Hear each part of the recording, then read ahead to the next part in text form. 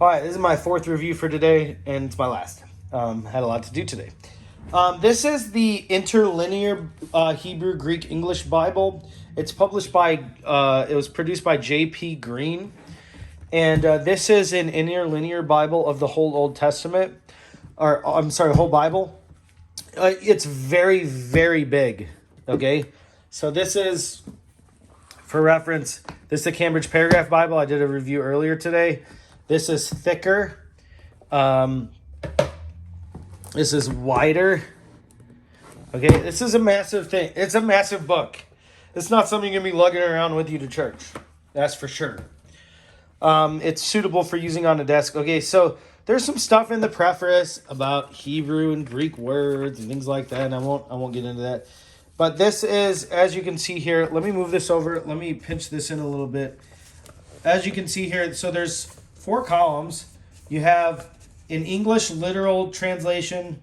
You have the Hebrew and the Hebrew, then you have the translation in the Hebrew. So it's basically these columns, okay? So what this is in the center, you have the Hebrew word, you have the Strong's number on top of it, and then you have a gloss underneath it.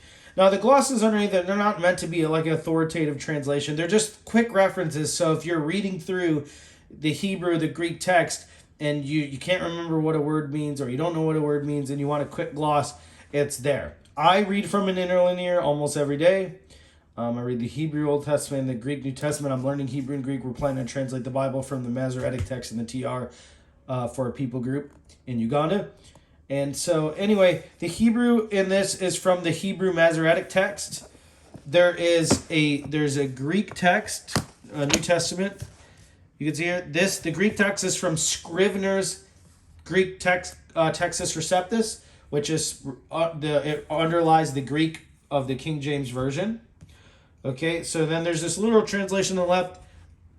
When I use interlinears, I don't usually use those. Like, I have a Newberry to my right here, where it's got the King James Version and the thing. And I just use it because I'm trying to learn Hebrew and Greek, and I'm trying to strengthen my Hebrew and Greek, and I like reading it in other languages, or reading the Bible in its original biblical languages that God originally gave it in.